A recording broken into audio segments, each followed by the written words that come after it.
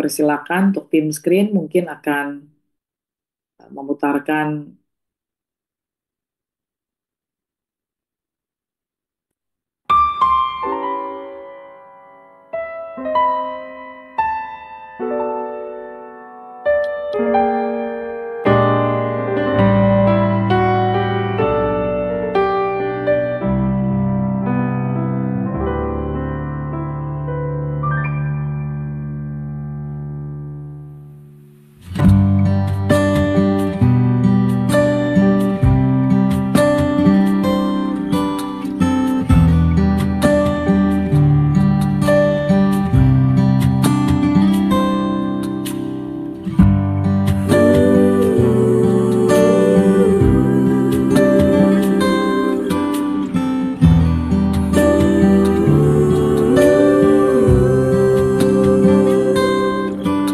ini hidupku Tuhan dalam rancanganmu yang dulu ku tertawan, kini ku dibebaskan hanya oleh anugerah dan pengorbananmu. Kini ku dilayakkan untuk menjadi saksimu. Ku datang pada salibmu untuk mengenang kasihmu. Kau relakan nyawamu agar ku diselamatkan. Tubuhmu yang tersalib sebagai korban tebusan untuk hapuskan dosaku. Darahmu yang tercurah membasuhku, sucikanku. Tiada kasih yang melebihi pengorbananmu di atas Kalvari.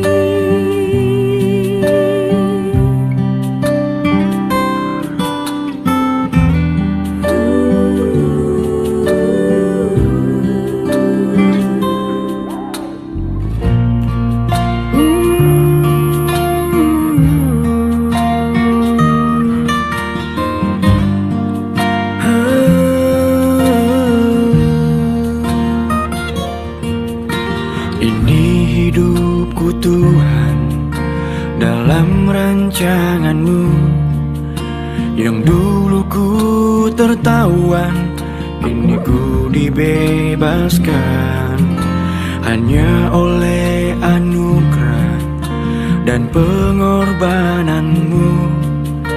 Kini ku dilayakkan untuk menjadi saksimu.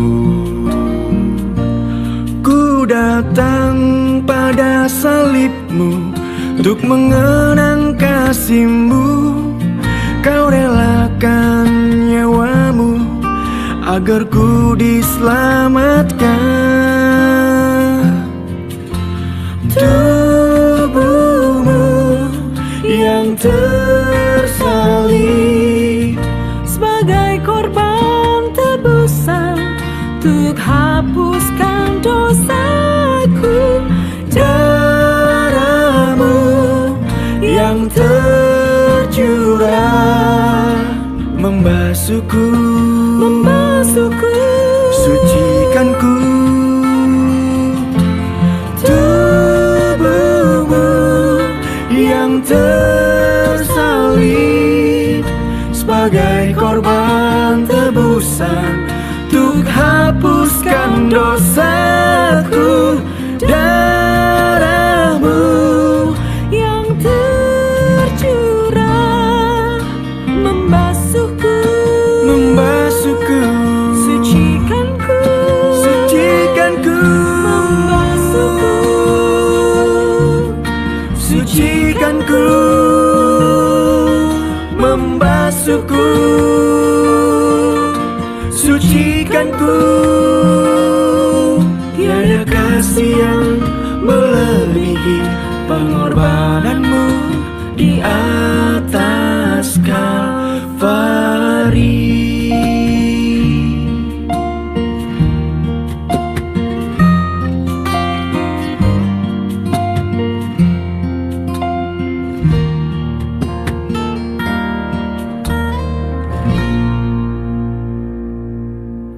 Haleluya. Shalom Bapak Ibu Saudara yang saya kasihi.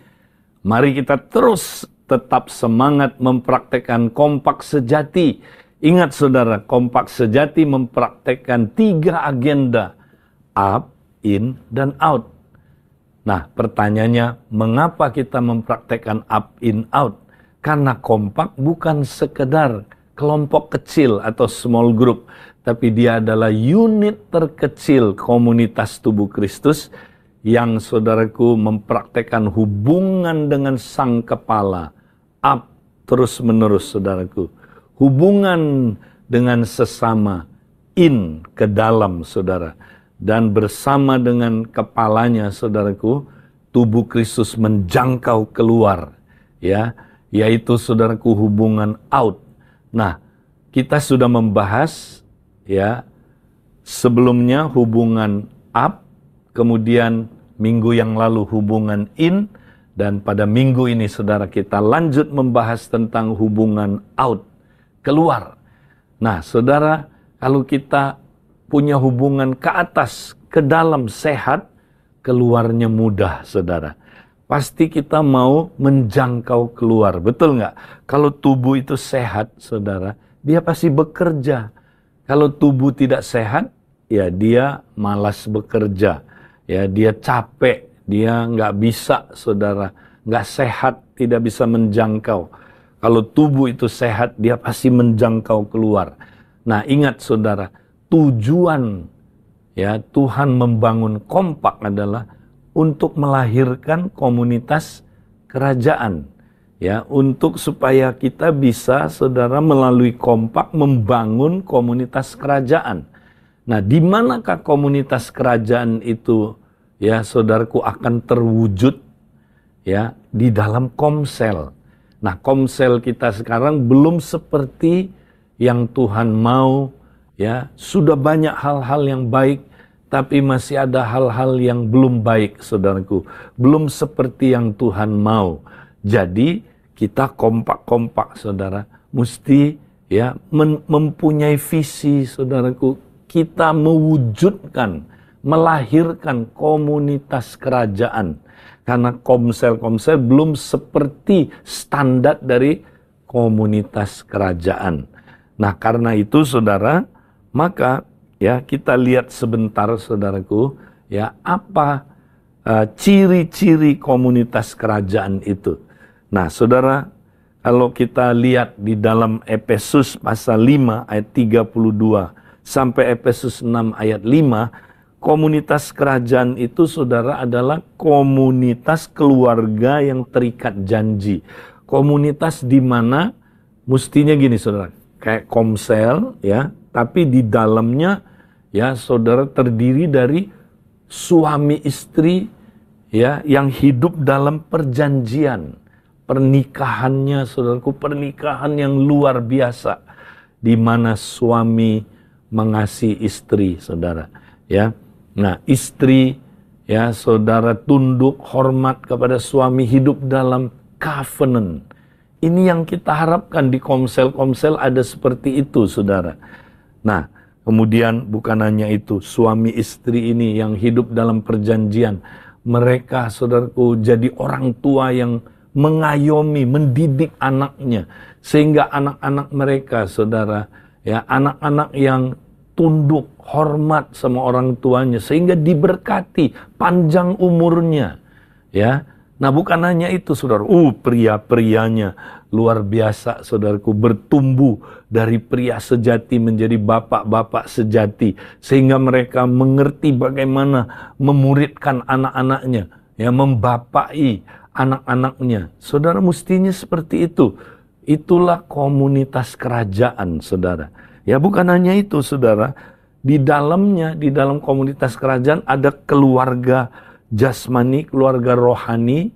Ya, mungkin di situ ada orang-orang yang asisten rumah tangga, yang sudah kenal Tuhan. Ya, mereka juga perlu dimuridkan. Orang-orang single juga mungkin ada di dalam komunitas itu, saudara. Mereka juga perlu dimuridkan. Mungkin ada single mom, mungkin ada single father, ya di situ, saudara. Mereka ya dididik sesuai dengan apa, saudara? Sesuai dengan profesinya, sesuai dengan panggilannya. Ya, ada yang mungkin karyawan, mungkin profesional, bisnismen. Mereka, saudaraku, adalah orang-orang yang diperlengkapi, dimuridkan supaya menjadi apa? Kingdom transformer. Wah, menjadi pengubah-pengubah dunia ini. Saudara, itulah komunitas kerajaan yang Tuhan mau bangun.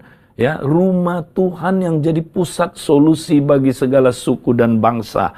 Nah, untuk mencapai itu, saudara, siapa yang akan dipakai Tuhan membawa ya supaya anggota-anggota komunitas kerajaan kita seperti itu, saudara? Ya, nah itu kompak. Jadi Tuhan mau pakai kompak-kompak yang udah ada. Maka kalau kompak udah mulai, saudaraku, berjalan, nah jangan kita sibuk ke dalam terus.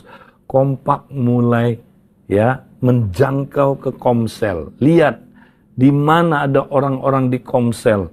Misalnya, wah dia suami istrinya belum pulih.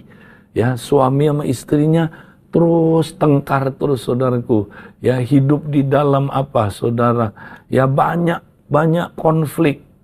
Nah, kompak bisa, saudaraku, menolong. Ya, kalau kompaknya kebetulan suami istri, lebih baik lagi. Kita tolongin suami istri ini, ajak mereka. Ya, ajarkan mereka bagaimana komunikasi level 2. Bagaimana mempraktekkan doa 6 menit tiap hari. Bagaimana mereka bisa pulih hubungan suami istrinya, bisa punya hubungan yang baik, saudara. Bagaimana suami bisa, ya saudara, mengasihi istrinya. Istri bisa, saudaraku, ya tunduk hormat sama suaminya. Ya bagaimana mereka bisa, saudara, terus menerus bangun hubungan level 2 ini. Nah, saudara, ini penting, ya.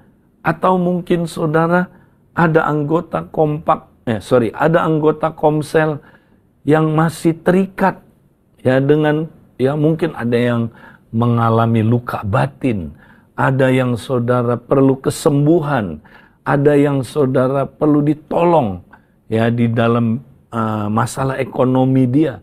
Nah, kita kompak-kompak bisa menolong ini, saudara. Ya, itulah bentuk kita melayani tubuh Kristus, unit terkecil komunitas tubuh Kristus ini melayani anggota tubuh lain. Sehingga terjadi pemulihan-pemulihan, kesembuhan-kesembuhan. Nah, saudara, mari kompak-kompak, ayo. Ya, tiap kali ya kita jangan terus sibuk ke dalam, tapi kita berdoa. Nanti Tuhan kasih kita kompak-kompak, ini proyek.